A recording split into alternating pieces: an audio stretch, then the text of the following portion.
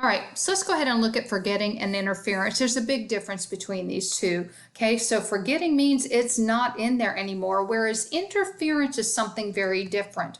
Now, when we look at this whole list that I also have in your outline, those first four are very easy to understand. What gives my students the most trouble is this proactive and retroactive interference. So that's what I'm going to target. You guys come up with the other four. I'm going to pick up on these two. So really pay attention to the word interference. It doesn't mean it's not in your brain anymore. It doesn't mean you can't go get it. It means something interfered with the process. So when we're looking at retroactive interference, it means that new information interferes with getting the old information.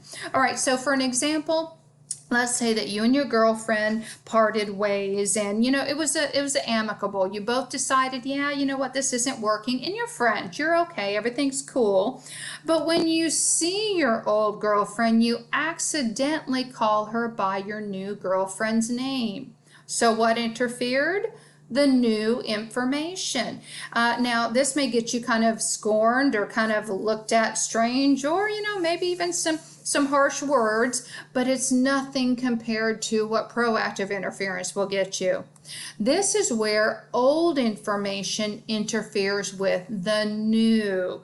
So here's your example. You are with your new girlfriend, but you call her by your old girlfriend's name. All right, that's going to get you a world of hurt.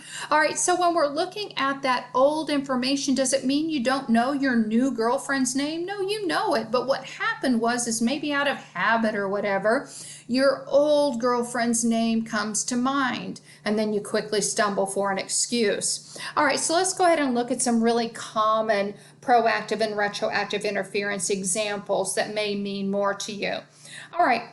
For instance, when someone asks you what city were you born in, now I was born in Massachusetts, a little town called Chicopee Falls. And so when I'm asked that, I live in Houston. And so sometimes I mistakenly say, hey, I was born in Houston, Texas. Wait a minute. No. Chicopee Falls. All right. So if my new information, I now live in Houston, interferes with my old information, I was born in Chicopee Falls, that's going to be an example of retroactive. Again, it's interference. I do know where I was born. It's just for some reason, Houston, my new information came to mind.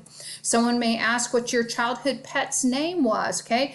And what your response is who your current pet is now, and then you quickly correct yourself. All right, so again, what are we focusing on?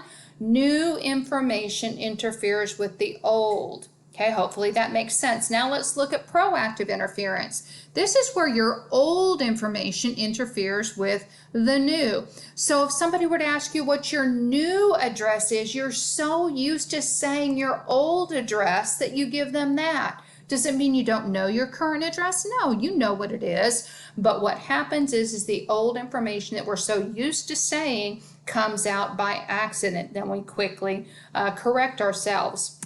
All right, what's your new phone number? Now, back in the day, we used to change phone numbers every time that we moved. It doesn't happen much now. But if you were to get a new cell phone and they're asking you what your new phone number is and you start giving them your old phone number, it's just out of habit. Again, the old information interferes with the new.